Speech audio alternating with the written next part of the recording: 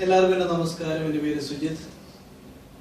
നമ്മൾ പഠിച്ചുകൊണ്ടിരിക്കുന്ന ഓർഗനൈസിങ് എന്നുള്ള ചാപ്റ്ററിൽ നിന്ന് നമ്മൾ പല പല റെസ്പോൺസിബിലിറ്റികൾ കണ്ടു. നമ്മൾ അതിനെക്കുറിച്ച് പഠിക്കുകയുണ്ടായി. ഇന്ന് ഞാൻ നിങ്ങളുടെ മുമ്പിൽ വയ്ക്കുവാൻ പോകുന്ന വിഷയം ഒരു കോൺട്രാക്ടറെ എങ്ങനെ സെലക്ട് ചെയ്യാം ഒരു വർക്ക് തുടങ്ങുന്നതിന് മുമ്പേ എന്നുള്ള വിഷയമാണ്. Organization could reduce the risk to the contractors before and during the work. അതായത് ഒരു കോൺട്രാക്ടർ നമ്മുടെ സൈറ്റിൽ വരുന്നതിന് മുമ്പേ അവരെ എങ്ങനെയാണ് റിസ്കിൽ നിന്ന് അത് റെഡ്യൂസ് ചെയ്യുവാൻ, അത് കുറയ്ക്കുവാൻ എന്തൊക്കെ നടപടികളാണ് സ്വീകരിക്കേണ്ടത് എന്നുള്ള കുറച്ച് സ്റ്റെപ്സ് ഉണ്ട്.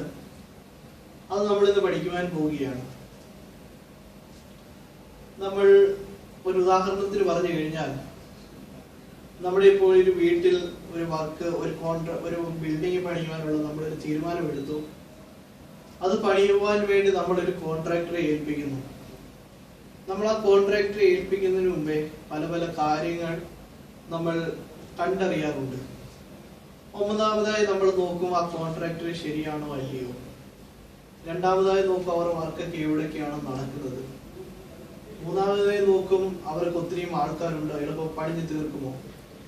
അങ്ങനെ നോക്കുന്ന നമ്മളാണെങ്കിൽ ഒരു കമ്പനി ഒരു കോൺട്രാക്ടറെ ഒരു വർക്ക് ഏൽപ്പിക്കുമ്പോൾ അവർ പല പല കാര്യങ്ങൾ ചിന്തിച്ചതിന് ശേഷമേ വർക്കുകൾ ഏൽപ്പിക്കാറുള്ളൂ.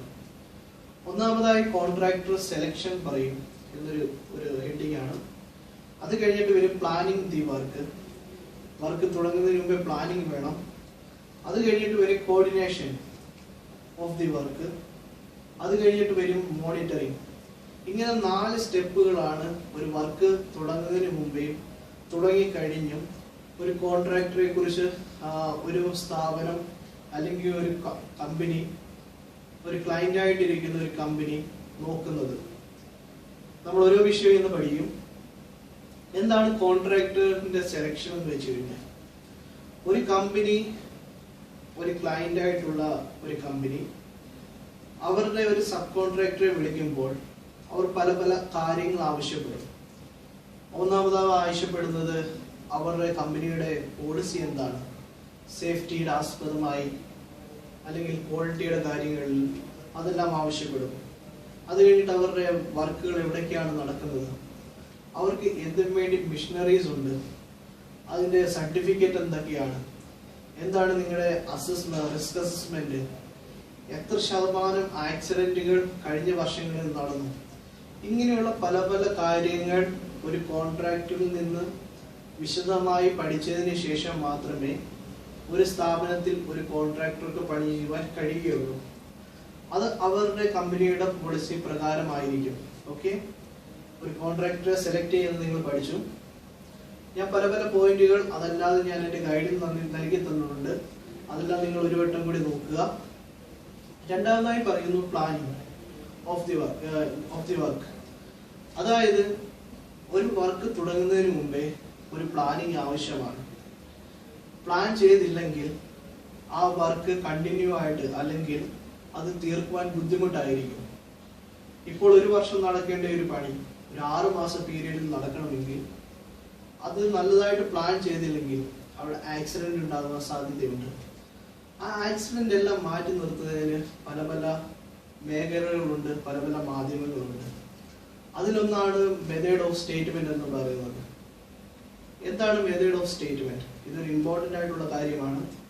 കൺസ്ട്രക്ഷനിലും ഇൻഡസ്ട്രിയിലും എവിടെയെങ്കിലും വർക്ക് ചെയ്യുന്നവർ ഒരിക്കലും മറന്നു പോകരുത് ഈ കാര്യം. മെത്തേഡ് ഓഫ് സ്റ്റേറ്റ്മെന്റ് എന്ന് വെച്ച് കഴിഞ്ഞാൽ, ഒരു വർക്ക് തുടങ്ങുന്നതിന് മുമ്പേ ആ സബ് കോൺട്രാക്ടർ ആ കമ്പനിക്ക് നൽകി കൊടുക്കുന്ന ഒരു റിട്ടേൺ സ്റ്റേറ്റ്മെന്റ് ആണ് മെത്തേഡ് ഓഫ് സ്റ്റേറ്റ്മെന്റ്. അതിനകത്തിൽ എല്ലാ ഡീറ്റെയിലും കാണപ്പെടുന്നു. എത്ര പേർ വർക്ക് ചെയ്യും, അവരെ എങ്ങനെയൊക്കെയാണ് ഓരോ സ്റ്റെപ്പും. ഇപ്പോൾ ഒരു PB അല്ലെങ്കിൽ ഒരു ഇറക്ഷൻ നടക്കുകയാണ്, അതായത് ഒരു മെറ്റീരിയൽ സ്ട്രക്ചർ ഇറക്ഷൻ നടക്കുകയാണ്. ഫസ്റ്റായിട്ട് കൊണ്ടുവരുന്നത് അവർ മെറ്റീരിയൽ അൺലോഡ് ചെയ്യും. അത് കഴിഞ്ഞിട്ട് അവർ മെറ്റീരിയൽ പെയിന്റ് ചെയ്യും. അത് കഴിഞ്ഞിട്ട് ആ സ്ട്രക്ചർ ഇറക്ഷനിലേക്ക് പോകും. അങ്ങനെ പല പല സ്റ്റെപ്പുകൾ അവിടെയുണ്ട്. ആ ഓരോ സ്റ്റെപ്പിലും എന്തൊക്കെ അപകടങ്ങളുണ്ട്, അതെല്ലാം ചൂണ്ടിക്കാണിച്ച് പ്ലാൻ ചെയ്യുന്ന ഒരു മേഖലയാണ് പ്ലാനിങ് എന്ന് പറയുന്നത്. ഓക്കെ, രണ്ടാമത്തെ സ്റ്റെപ്പും കഴിഞ്ഞു. ഇനി മൂന്നാമത്തത് കോർഡിനേഷൻ എന്ന് പറയും. അതായത് ഒരു സൈറ്റിൽ ചിലപ്പോൾ ഒരു കോൺട്രാക്ടർ മാത്രമായിരിക്കില്ല വർക്ക് ചെയ്യുന്നത്, പല പല കോൺട്രാക്ടേഴ്സ് അവിടെ വർക്ക് ചെയ്യുവാൻ സാധ്യതയുണ്ട്. ആ വർക്കുകളിൽ ഒരു കോൺട്രാക്ടർ വർക്ക് മൂലം വേറെ ഒരു കോൺട്രാക്ടർക്ക് ബുദ്ധിമുട്ട് വരാൻ പാടില്ല. അതിനകത്തൊരു കോർഡിനേഷൻ വെച്ചില്ലെങ്കിൽ അപകടങ്ങൾ കൂടുവാൻ സാധ്യതയുണ്ട്. ഓക്കെ, അതുകൊണ്ട് അവിടെയുള്ള ക്ലയന്റ് എന്താണ് പറയുന്നത് അത് പ്രകാരം മാത്രമേ, അവരുടെ കോർഡിനേഷൻ പ്രകാരം മാത്രമേ വർക്ക് നടക്കുവാൻ പാടുള്ളൂ. ഉദാഹരണം പറഞ്ഞു കഴിഞ്ഞാൽ, ഇപ്പോൾ നിങ്ങൾക്ക് മുകളിൽ വർക്ക് ചെയ്യണമെന്നിരിക്കട്ടെ, താഴെ വേറെ ഏതെങ്കിലും കോൺട്രാക്ടേഴ്സ് വർക്ക് ചെയ്യുന്നുണ്ടെങ്കിൽ അവിടെ നിങ്ങൾ വർക്ക് ചെയ്യുവാൻ പാടില്ല. അതെല്ലാം ഒരു കോർഡിനേഷന്റെ, അഥവാ നിങ്ങൾ വർക്ക് ചെയ്യുന്നുണ്ടെങ്കിൽ അതിൻ്റെ ഒരു കോർഡിനേഷനിൽ വരുന്ന അഭാവം മൂലം മാത്രമാണ്. ഏറ്റവും ലാസ്റ്റിൽ വരുന്ന മോണിറ്ററിങ്. ഇപ്പോൾ നിങ്ങളൊരു ക്ലയന്റ് അല്ലെങ്കിൽ നിങ്ങൾ ഒരു മെയിൻ കോൺട്രാക്ടർ എന്നിരിക്കട്ടെ, അപ്പോൾ നിങ്ങൾ ക്ലയന്റ് ആണ്, നിങ്ങളുടെ കീഴിൽ കുറെ സബ് കോൺട്രാക്ടേഴ്സ് ഉണ്ട്. നിങ്ങളുടെ ഉത്തരവാദിത്വമാണ് ഓരോ ദിവസവും ഓരോ കാര്യങ്ങളിൽ നിങ്ങളുടെ സബ് കോൺട്രാക്ടറെ ഇൻവോൾവ് ചെയ്യിക്കുക. അതായത് നിങ്ങളുടെ കമ്പനിയിൽ ഒരു പോളിസി ഉണ്ടെങ്കിൽ, നിങ്ങളുടെ കമ്പനിക്ക് ഒരു വർക്ക് പെർമിറ്റ് ഉണ്ടെങ്കിൽ, അതായത് സേഫ് സിസ്റ്റം ഓഫ് വർക്ക് എല്ലാം അതിനകത്ത് വരുന്നു. ഇപ്പോൾ ഒരു കമ്പനി നമ്മുടെ സൈറ്റിൽ വന്നു, നിങ്ങളുടെ സ്ഥാപനത്തിൽ വന്നു, അവർ പണി ആരംഭിച്ചു. ഓക്കെ, നിങ്ങൾ നിരന്തരമായിട്ട് അവരെ മോണിറ്റർ ചെയ്യണം. അഥവാ അവർ സേഫ്റ്റി പരമായിട്ടുള്ള കാര്യങ്ങളിൽ അവർ പോയിട്ടില്ലെങ്കിൽ അവിടെ പല പല പേപ്പർ വർക്കുകൾ നിങ്ങൾ കൊണ്ടുവരണം. ഓക്കെ, നമ്മൾ ഇത്രയും കാര്യങ്ങളെല്ലാം പഠിച്ചു. ഒന്നുകൂടി ഞാൻ പറയുന്നു, ഒരു കോൺട്രാക്ടറെ സെലക്ട് ചെയ്യുന്നതിന് 4 കാര്യങ്ങളുണ്ട്. ഒന്നാമതായുള്ള കാര്യം, ഫസ്റ്റ് കോൺട്രാക്ടറെ സെലക്ട് ചെയ്യുക. അതിനുള്ള കാര്യങ്ങളെല്ലാം ഞാൻ പറഞ്ഞു തന്നു. അത് കഴിഞ്ഞിട്ട് വരുന്നത് പ്ലാനിങ് എന്ന് പറഞ്ഞൊരു സെക്ഷൻ ഉണ്ട്, കോർഡിനേഷൻ എന്ന് പറഞ്ഞൊരു സെക്ഷൻ ഉണ്ട്, അത് കഴിഞ്ഞിട്ട് വരുന്നത് മോണിറ്ററിങ്. ഓക്കെ, ഇത്രയും കാര്യങ്ങൾ പഠിച്ചു. ഇനി നമ്മൾ പഠിക്കുവാൻ പോകുന്നത് 2 സ്ഥാപനങ്ങൾ അല്ലെങ്കിൽ 2 ഒക്യുപ്പയർ, ജോയിന്റ് ഒക്യുപ്പയർ എന്ന് പറയും. ഒരു ബിൽഡിങ്ങിൽ തന്നെ വർക്ക് ചെയ്യുമ്പോൾ പല പല പരിമിതികളുണ്ട്. ഓക്കെ, ഉദാഹരണം ജോയിന്റ് ഒക്യുപ്പയർ പെർമിസസ് എന്ന് വേണമെങ്കിൽ പറയാം. ഉദാഹരണത്തിന് പറഞ്ഞു കഴിഞ്ഞാൽ, ഒരു വലിയ മൾട്ടി സ്റ്റോറി ബിൽഡിങ്, അവിടെ ഒന്നിൽ പരമായി അധികമായിട്ടുള്ള കമ്പനീസ് ഉണ്ട്. ഇപ്പോൾ ഒരു കമ്പനിയുടെ ഒരു ഫ്ലോറിൽ തീപിടുത്തം ഉണ്ടായി കഴിഞ്ഞാൽ അടുത്തുള്ള ഫ്ലോറിലും അത് പടരുവാൻ സാധ്യതയുണ്ട്. ഓക്കെ, അപ്പോൾ അവിടുത്തെ വ്യക്തികൾ അല്ലാതെ തന്നെ മറ്റുള്ള ആൾക്കാരും അതിനകത്ത് ഇൻവോൾവ് ചെയ്യും. അതെല്ലാം മാറ്റി നിർത്തണമെങ്കിൽ ഈ 2 സ്ഥാപനങ്ങളും തമ്മിൽ വളരെ അധികം ബന്ധം പുലർത്തേണ്ട അത്യാവശ്യമാണ്. അത് എങ്ങനെയൊക്കെയാണെന്ന് ചോദിച്ചു കഴിഞ്ഞാൽ, എന്താണ് അവരുടെ 2 സ്ഥാപനങ്ങളുടെ അല്ലെങ്കിൽ 3 സ്ഥാപനങ്ങളുടെ അല്ലെങ്കിൽ എത്രയുമുണ്ട്.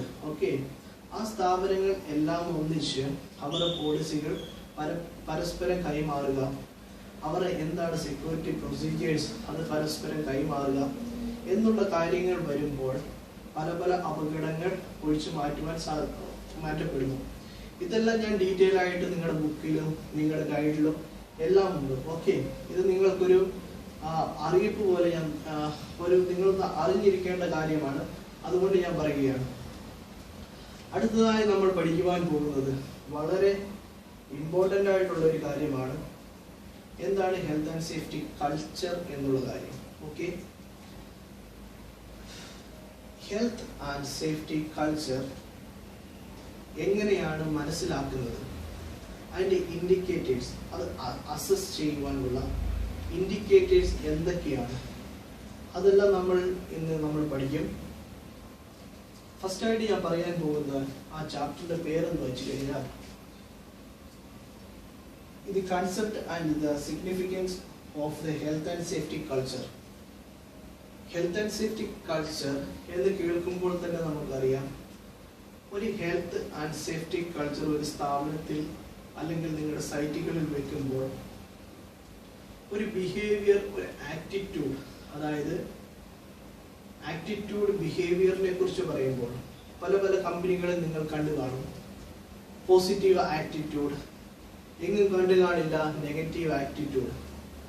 പല പല കമ്പനികൾ, പല പല സ്റ്റാഫ് അല്ലെങ്കിൽ അവിടുത്തെ വർക്കേഴ്സിന് മോട്ടിവേഷൻ കൊണ്ടുവരാൻ വേണ്ടി, സേഫ്റ്റിയിൽ അവരെ എങ്ങനെ മുന്നേറ്റുവാൻ വേണ്ടി പോസിറ്റീവ് എന്ന പദം യൂസ് ചെയ്യുന്നു. നിങ്ങൾ പല പല ഇടങ്ങളിൽ കണ്ടു കാണും.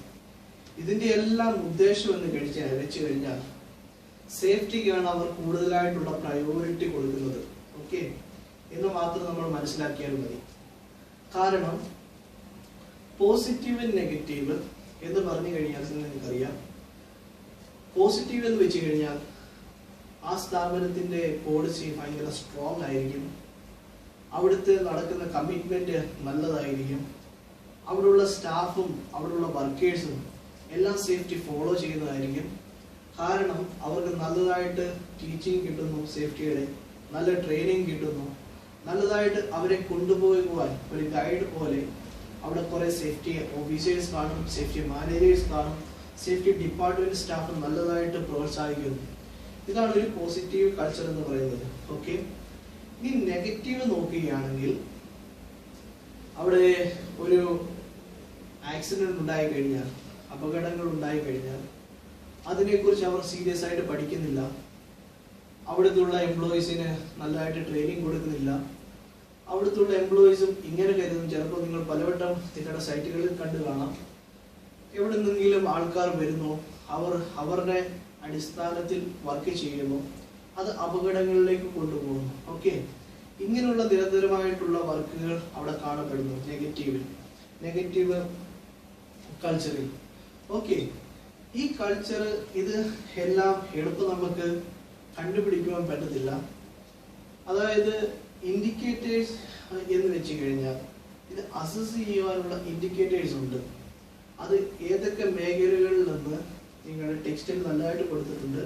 അത് ഞാൻ ഒന്നുകൂടി നല്ലതായിട്ട് നിങ്ങളോട് വിശദീകരിച്ച് നൽകി തരാം. ഒന്നാമതായിട്ട് ആക്സിഡന്റ് എന്നുള്ള ഒരു മേഖലയുണ്ട്, പിന്നെ സിഗ്നൽസ് ഉണ്ട്, പിന്നെ ആബ്സെൻസ് ഉണ്ട്, ആബ്സെന്റിസം എന്ന് വേണമെങ്കിൽ പറയാം. അത് കഴിഞ്ഞിട്ട് വരുന്ന മേഖലയാണ് സ്റ്റാഫ് ടേൺ ഓവർ ഉണ്ട്. ഓക്കെ, കംപ്ലൈൻസ് വിത്ത് സേഫ്റ്റി റൂൾസ് ഉണ്ട്, കംപ്ലൈൻസ് അവിടുത്തെ വർക്കിംഗ് കണ്ടീഷൻസ് ഉണ്ട്. ഇങ്ങനെയുള്ള പല പല മേഖലകൾ അസസ് ചെയ്യാൻ വേണ്ടിയുണ്ട്. ഇതിന്റെ മെയിൻ ഉദ്ദേശം എന്ന് വെച്ച് കഴിഞ്ഞാൽ എവിടെയാണ് സേഫ്റ്റിയിൽ കുറവ് വരുന്നത്, അത് ഏതൊക്കെ മേഖലകളിലാണ്, അതെല്ലാം കണ്ടുപിടിക്കുന്ന ഒരു ഈ പറഞ്ഞിരിക്കുന്ന പട്ടിക പ്രകാരമാണ്. ഒന്നാമതായിട്ട് ആക്സിഡന്റ്. ഇപ്പോൾ ഒരു പോസിറ്റീവ് ഒരു നെഗറ്റീവിനും ഉദാഹരണം പറഞ്ഞു കഴിഞ്ഞാൽ ആക്സിഡന്റിൽ തന്നെ ഒന്നാമതായിട്ട് ഒരു ആക്സിഡന്റ് നടന്നു എന്ന് വിചാരിക്കുക. ഒരു ഫാക്ടറിയിൽ, ഒരു സ്ഥാപനത്തിൽ, ഒരു കൺസ്ട്രക്ഷനിൽ ആക്സിഡന്റ് നടന്നു കഴിഞ്ഞ് അല്ലെങ്കിൽ ആക്സിഡന്റ് നടക്കുന്നതിന് മുമ്പ് അവർക്ക് കൊടുക്കുന്ന ട്രെയിനിങ്, അത് നടന്നു കഴിഞ്ഞ് അവിടെ നടക്കുന്ന ഇൻവെസ്റ്റിഗേഷൻ റിപ്പോർട്ട്സ്, അത് അതിൻ്റെ ഒരു ക്രമപ്രകാരമായിരിക്കണം. ആ ക്രമപ്രകാരം നടക്കുന്ന ഒരു ഇതാണ് പോസിറ്റീവ് കൾച്ചർ എന്ന് വേണമെങ്കിൽ പറയാം. നെഗറ്റീവ് എന്ന് വെച്ച് കഴിഞ്ഞാൽ ഒരു ആക്സിഡന്റ് നടന്നു, കൊടുക്കുവാൻ, ആൾക്കാർക്ക് പറഞ്ഞു കൊടുക്കുവാൻ ആരുമില്ല, അവിടെ ഒരു റിപ്പോർട്ട് ഉണ്ടാക്കി, അത് അതിൻ്റെ ക്രമപ്രകാരമല്ല. ഇതെല്ലാം നെഗറ്റീവ് വരുന്നു. ഓക്കെ, ഇനി വരുന്നതാണെങ്കിൽ സിക്നസ്. ഒരു സ്ഥാപനത്തിൽ കുറെ ആൾക്കാർ വർക്ക് ചെയ്യുന്നതെന്ന് വിചാരിക്കുക. നിരന്തരമായി അവർക്കുണ്ടാകുന്ന ബാക്ക് പെയിൻ, മസിലുകൾക്കുണ്ടാകുന്ന പെയിൻ, ഇതെല്ലാം ഒരു സ്ഥാപനത്തിന്റെ ഒരു സിക്നസ് റേറ്റ് വർദ്ധിപ്പിക്കുന്നു. അത് വർദ്ധിപ്പിക്കുകയാണെങ്കിൽ അതൊരു നെഗറ്റീവായിട്ട് മാറുന്നു, അത് കുറയ്ക്കുകയാണെങ്കിൽ അതൊരു പോസിറ്റീവ് ആകുന്നു. അങ്ങനെ ഞാൻ തന്നിരിക്കുന്ന പട്ടികകൾ എല്ലാം എടുത്ത് നോക്കുക. The compliance with the safety rules, അതായത് സേഫ്റ്റി റൂൾസ് ഒരു കമ്പനിയിൽ ഉണ്ടെങ്കിൽ കംപ്ലൈൻസ് കൂടുതലായിട്ട് വരാതെ, ഓക്കെ, അതായത് അവിടുത്തെയുള്ള എംപ്ലോയി, സ്റ്റാഫ്, എംപ്ലോയീസ് എല്ലാം സേഫ്റ്റി റൂൾ, സേഫ്റ്റി പരമായിട്ടുള്ള എല്ലാ നിയമങ്ങളും അവർ ഫോളോ ചെയ്യുന്നു, അതൊരു പോസിറ്റീവാണ്. പോസിറ്റീവ് അല്ലാത്തത് സൈറ്റിൽ കൂടെ ഹെൽമെറ്റ് ഇല്ലാതെ നടക്കുന്നു, 2 അല്ലെങ്കിൽ 4 മീറ്റർ ഹൈറ്റിൽ ബെൽറ്റ് ഇല്ലാതെ വർക്ക് ചെയ്യുവാൻ പോകുന്നു. ഇതെല്ലാം നെഗറ്റീവായിട്ടുള്ള കാര്യത്തിൽ പെടുന്നു. അങ്ങനെ ഞാൻ തന്നിരിക്കുന്ന പല പല പോയിന്റ്സ് ഉണ്ട്. അതിനകത്ത് പോസിറ്റീവും നെഗറ്റീവും നിങ്ങളൊന്ന് അതിൻ്റെ ഒരു ടോപ്പിക്സ് വായിച്ചു കഴിഞ്ഞാൽ തന്നെ നിങ്ങൾക്കത് മനസ്സിലാവും. ഓക്കെ, അതുകൊണ്ട് ഇപ്പോൾ ഞാൻ ചില കാര്യങ്ങൾ പറഞ്ഞു, അത് നിങ്ങൾ നല്ലതായിട്ട് ആ ടെക്സ്റ്റ് ഒന്ന് വായിക്കുക. ഓക്കെ, അത് കഴിഞ്ഞിട്ട് ഞാൻ തന്നിരിക്കുന്ന ഗൈഡിൽ ആ പോയിന്റ്സ് മാത്രം നിങ്ങൾ